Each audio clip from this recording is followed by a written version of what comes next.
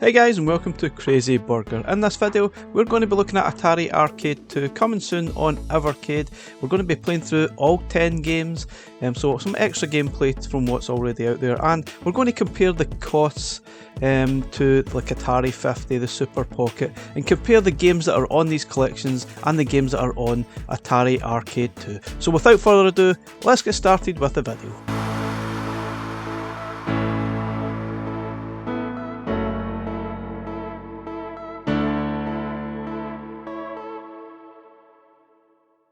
Coins ejected in pocket. Charge it.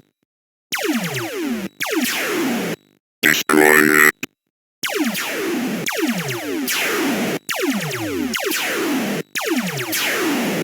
So first game up is Berzerk, and this game was released in the arcades way back in 1980, and the thing that probably stands out most about the game is the use of the speech, which probably wasn't that common in the games released at that time. And again, you are going through a maze trying to destroy the different robots that are there, and they will taunt you, and eventually if you take too long you will get chased by the smiley evil robot Otto, but the best thing to do is probably try and escape to each exit. As you get through the game it does get a little bit harder, and the robots obviously do fire back at you. Don't touch the sides, don't touch the robots, don't get fired upon. You can't kill the evil Otto at this time, so really just trying to avoid it. I'm not sure how many levels there are, it just seems to keep on going, but it's actually quite good fun. Obviously it does seem a little bit dated to these days, but it's still a classic of its time, and that speech synthesis that's used within the game definitely makes it stand out from a lot of other titles at the time. And this was originally created by Stern Electronics, which is a common theme for a lot of the games in this collection. I think that the games were actually purchased by Atari a few years ago. Next up, it's Frenzy. This is actually the sequel to Berzerk, and it has a few more elements that's not in the original game. You can actually destroy the walls as well, there's more enemies, but yeah, it's still a lot of fun to play. I still love those voice samples, they are very, very cool, but it is pretty much more of the same with added bells on.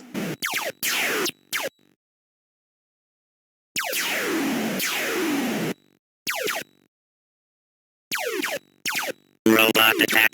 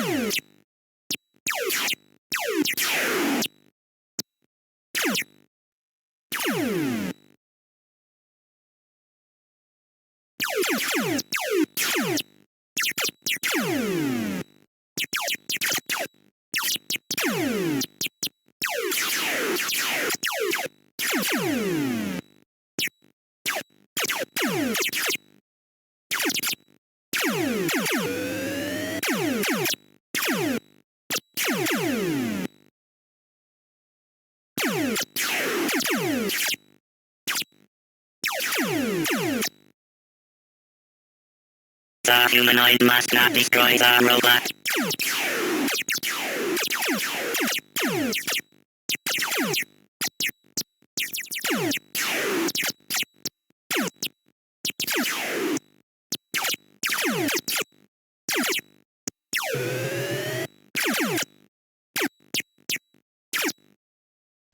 So next up is Dark Planet. This is from 1982, also from Stern Electronics, and I have no clue exactly what to do in this game. I think the idea is to stop the enemy from building a base. Now you've got a few different controls. You've got some sort of bomb clusters by the looks of it. You've also got some standard firepower, and there are a few enemies here that you can't actually destroy, that you really should just ignore and move on. Like the thing that's flashing blue there, I'm not entirely sure. So you're the main blue ship and you try and control that across the stage here. Take out the enemies as best you can. Personally, I really wasn't a big fan of this. It was a bit confusing at what was going on and what I could actually control and what I could actually do. I think the controls are something that will hopefully Blaze will get right, because I could tell by playing this game the controls definitely felt a little bit strange, and that's probably something that will recur through quite a lot of the games on this collection. So Blaze will certainly have to try their best to make sure the buttons are mapped as best as they can that make sense to the Evercade controllers, and then make the games at least playable. So fingers crossed that happens. I'm not entirely sure there's a great game here, to be honest. I wasn't really enjoying what I was playing at all. One of those games you'll probably play for a couple of minutes and I doubt very much you'll go back to it again.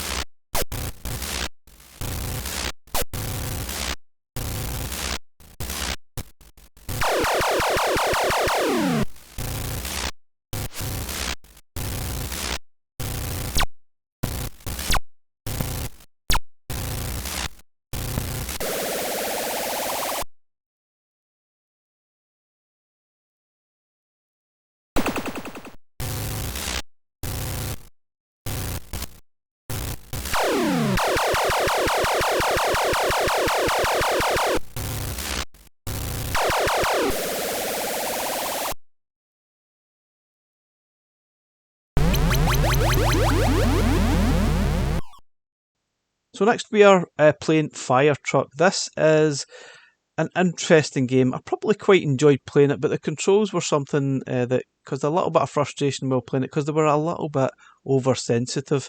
Now I think the idea is trying to get to the end of the stage before running out of fuel. I guess as fast as you possibly can, but the tricky part is obviously negotiating through the streets, avoiding the oil patches and other sort of obstacles without hitting the sides. If you hit the sides you will crash, and the controls definitely felt a little bit oversensitive playing the version I was playing.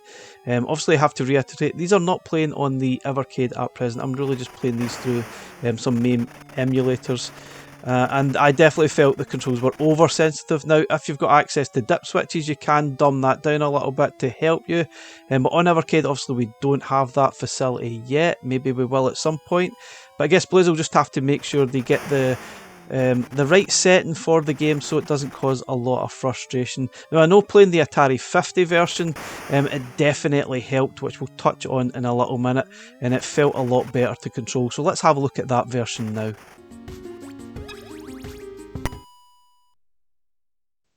So this is the version that you can play on Atari 50, which was definitely a lot more playable, a lot more fun. I guess the sensitivity had been adjusted to fix it, and it was definitely more fun than playing the original that you can play through MAME.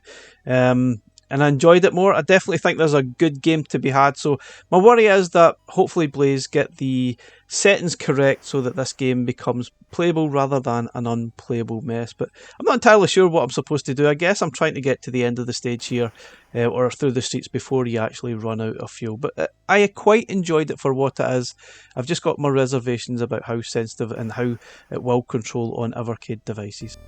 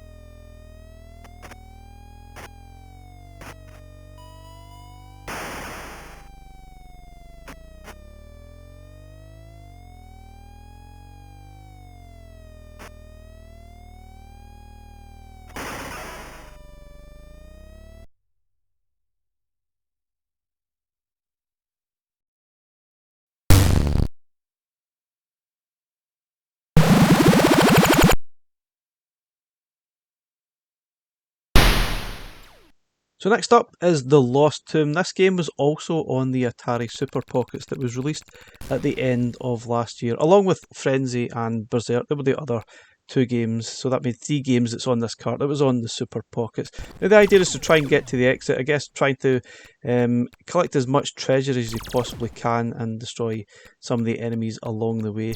Personally, I'm not really a big fan of this game. I just didn't really get a lot of enjoyment out of it, and like a lot of the games, they are quite tricky to control and potentially quite hard. Now the version I played actually it felt like it probably used a second thumbstick to actually control the firepower, so how that's going to work on Evercade I'm not sure. I guess they're going to do something much like they did with Xenocrisis, where the D-pad may be used to control the character and the different buttons on the side, on the right hand side, were used for the directional of the firepower. So hopefully they'll do something like that. I guess we'll find out soon enough, but that's something that's intriguing me, how they're actually going to work that out.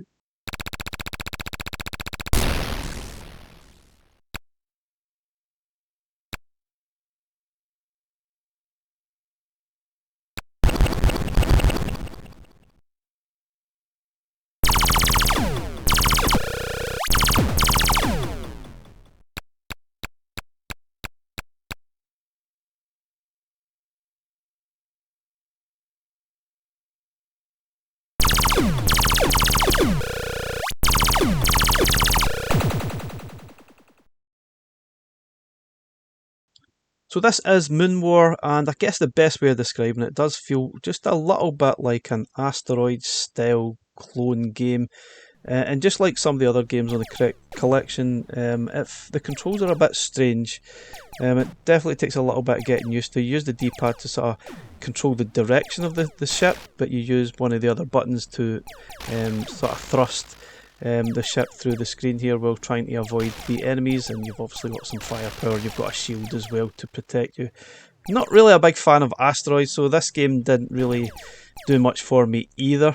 I'm sure if you like asteroids you might get more out of this, but I kind of got a little bit bored, and much like some of the other games, I probably wouldn't come back to this and play it any more than once or twice.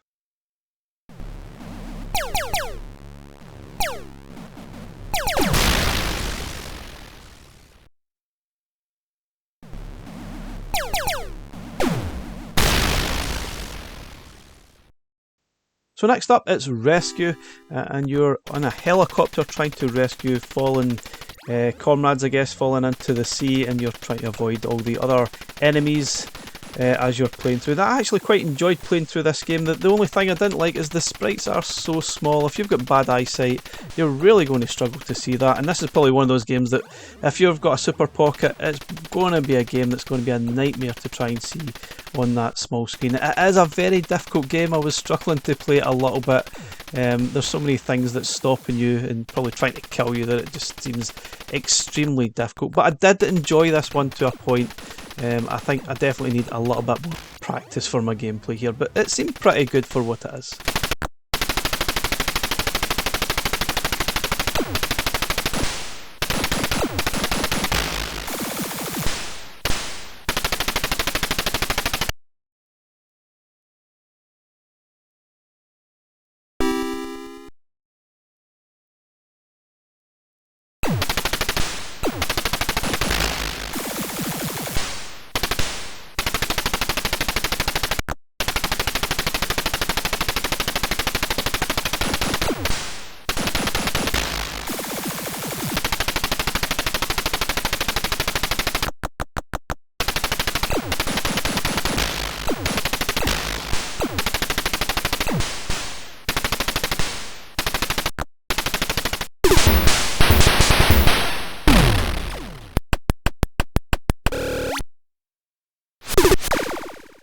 So next up it's Tazz Mania, and the idea is to try and clear all the enemies you see on the screen before the walls close in on you.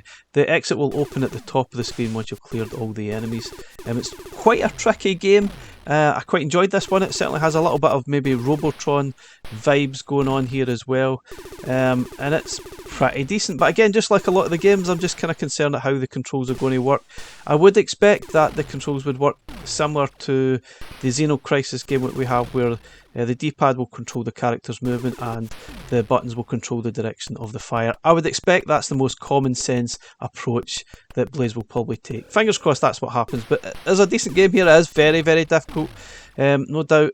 I really hope that someday we will get those dip switches. We can maybe add some, I don't know, can make the games a little bit easier. I know not all games have an easier mode setting, but yeah, hopefully someday we will see that. There's a decent enough game there. I think it's certainly one of the better games on the collection.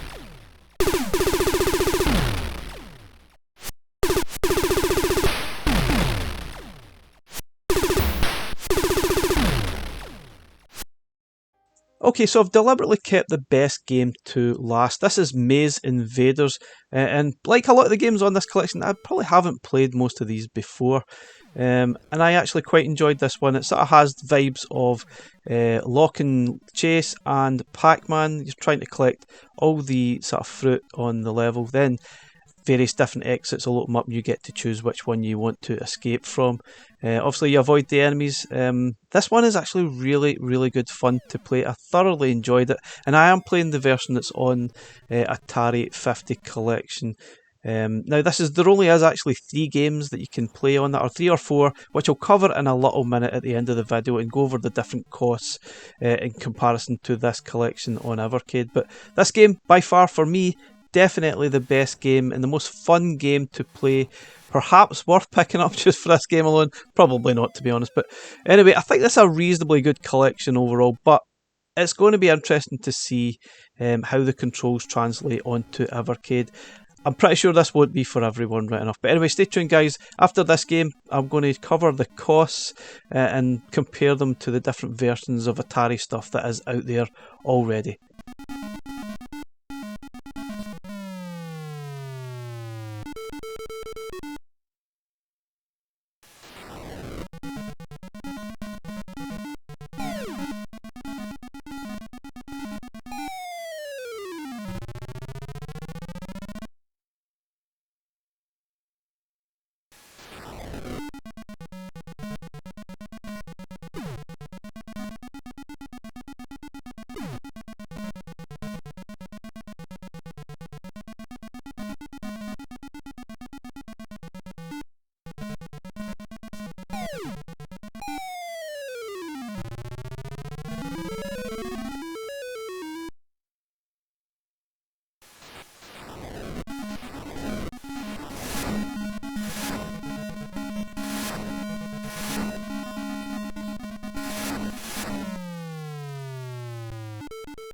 So briefly before we look at the costs, I also have to mention the Atari 50 collection, which you can play on PC, Steam, Xbox, Switch, PlayStation, that type of thing.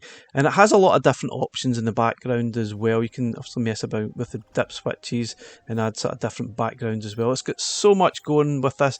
I would highly recommend it if you love Atari. It is very good. Now the standard version comes with maybe about 100 games. You can then add some more to it. It has lots of arcade. It's got Jaguar stuff on it as well if you're interested in that, Atari links. But it's probably got not as many arcade games on it as I probably thought. There's a few there that I probably haven't played. There's a few new sort of restored versions of games too. Now we've got Berzerk on here, but you have to buy that separately. Same with Frenzy. And then Fire Truck is here. I think that's about the only game you can play as standard. Maze Invaders is the other one. So really there's only 2 games that you can play that's also on Atari Arcade. If you want the upgraded version, you have to pay more, and you'll get also Frenzy and sort of Berzerk. But anyway, let's look at the sort of costs and comparison in more detail now. Okay guys, so let's have a look at the value of Atari Arcade 2. Is it worth buying on the Evercade? Obviously the Evercade version is going to have 10 games and it will cost you $19.99 or $24.99 depending where you're residing in the world.